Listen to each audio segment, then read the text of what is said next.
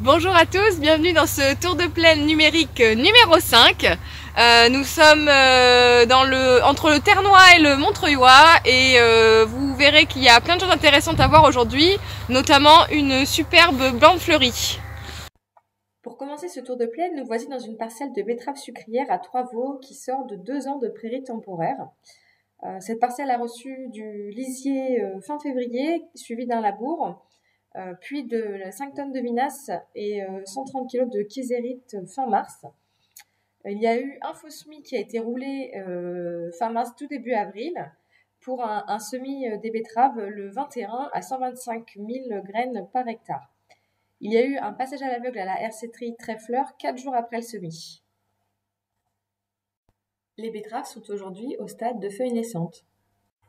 La parcelle a connu une attaque de limaces et d'atomers qui a causé une perte de pied. Pour s'assurer que nous sommes toujours à un niveau de population convenable, nous avons réalisé un comptage sur plusieurs mètres linéaires, sachant que 55 000 pieds hectares est le seuil minimum de population d'une parcelle de betterave bio.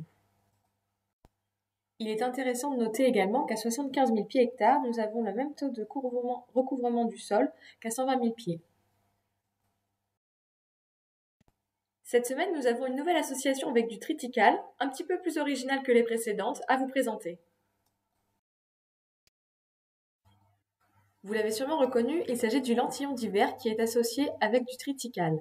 D'habitude, le lentillon s'associe plutôt avec du seigle ou de l'épeautre, qui sont des céréales un peu moins concurrentielles que le triticale. Ceci dit, cette année, le triticale n'étant pas très haut, le lentillon a su trouver sa place. L'association a été semée à 75 kg/hectare de triticale pour 100 kg de lentillon. Sur le précédent endive, le semis s'est effectué le 5 décembre. Un passage de houe rotative le 24 mars a permis d'écouter et de faciliter le passage de la trèfleur le lendemain, le 25 mars. Dans l'ensemble, la parcelle s'est tenue propre. Maintenant, il n'y a plus qu'à attendre la récolte. Voici maintenant une parcelle d'association avoine-févrole sur un précédent de pommes de terre. L'avoine a été semée à une densité de 100 g/m² et les févroles à 25 g/m², sachant que les févroles de printemps peuvent être semées jusqu'à 35 g. La févrole variété Diana, qui a un petit diamètre, a permis à l'agriculteur de semer en une seule fois sa céréale et ses févroles en même temps, à une profondeur de 2 cm le 18 mars. Sachant qu'à cette profondeur-là, les févroles étaient très peu enfouis et ont subi une grosse attaque de pigeons. C'est pour ça qu'il n'en reste pas beaucoup. Et puis, les cytones aussi ont fait leur apparition sur la parcelle. Au vu de l'état de la parcelle, l'agriculteur envisage le retournement et l'implantation d'un trèfle pour préparer son interculture. Voici maintenant une culture qu'on n'a pas vraiment l'habitude de voir encore dans les systèmes bio, c'est le lin. Alors, ce lin n'est pas bio, il est en C1. Il a été semé et désherbé chimiquement, puis engagé en conversion vers l'agriculture biologique, c'est-à-dire que plus aucun traitement chimique ou d'intervention non conforme au cahier des charges ne sera réalisé sur la parcelle. Si le désherbage mécanique du lin vous intéresse, nous vous invitons à cliquer sur le lien qui sera dans la description de la vidéo pour le ActuPlaine de nos collègues de la Somme qui présente un essai désherbage mécanique sur du lin. Blé de printemps, variété Lennox et Tangri, semis assez tardif, début mars. Un passage de RC-Tri, suivi d'un second passage de RC-Tri avec semis sous couvert de trèfle blanc. Le peu de précipitations que l'on a eues ont permis la levée du trèfle dans les céréales d'hiver, mais également de printemps.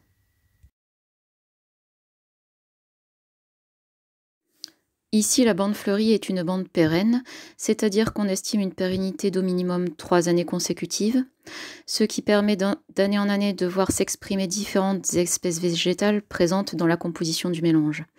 Les espèces qui vont fleurir la première année ne seront pas forcément les mêmes espèces que celles qui vont fleurir les années suivantes, les années 2 et 3.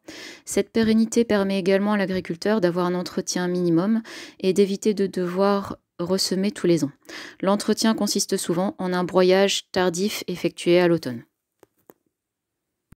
L'efficacité d'une bande fleurie se fait à différents niveaux. Elle va permettre déjà à des insectes auxiliaires des végétaux cultivés, donc ceux qui vont réguler les ravageurs, de trouver une alimentation complémentaire. En effet, il y a une grande majorité, donc près de 90% des espèces d'insectes auxiliaires ont besoin de nectar et de pollen pour finir leur cycle de vie. Et donc, ils ont besoin de sortir des parcelles pour trouver cette ressource, habituellement. La mise à disposition directe des fleurs au travers de la bande fleurie à proximité des parcelles leur permet de trouver ce complément alimentaire et va ainsi favoriser le maintien des auxiliaires à proximité de la parcelle, tout en agissant sur la régulation des ravageurs. Un autre intérêt des bandes fleuries est de favoriser la faune sauvage telle que les oiseaux et également, comme vous pouvez le voir sur les images, les insectes pollinisateurs sauvages. Ces insectes pollinisateurs vont permettre de pouvoir augmenter le rendement de certaines cultures telles que le colza ou les légumineuses, importantes pour les agriculteurs. L'efficacité d'une bande fleurie est estimée à une distance évaluée entre 50 et 70 mètres de la bande, suivant les capacités de dispersion des insectes auxiliaires. Cela signifie qu'un espacement compris entre 100 et 150 mètres entre deux bandes fleuries maximales est préconisé pour permettre une efficacité sur toute la surface cultivée de la parcelle. Pour bien sélectionner votre mélange fleuri, il faut d'abord privilégier les espèces locales les plus adaptées à la faune sauvage locale. Il faut ensuite réfléchir à une diversité de familles botaniques différentes et surtout des fleurs qui vont s'étaler dans le temps afin d'avoir une efficacité qui s'étale également dans le temps.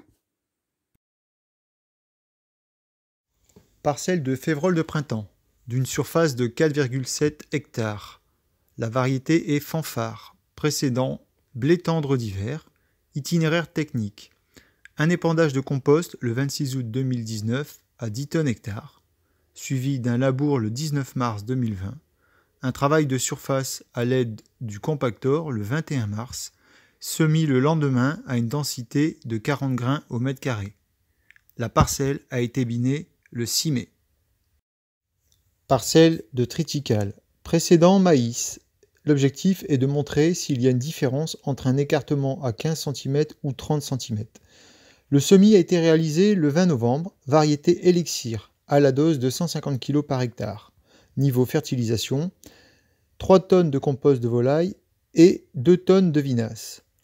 Un passage de RC-Tri le 19 mars, plus 2 passages avec le produit Epsotop Unimang. J'espère que ce tour de plaine numéro 5 vous aura plu et on vous donne rendez-vous pour le prochain, donc le numéro 6. On ne sait pas où. À vous de nous contacter, on reste disponible. À bientôt. À bientôt.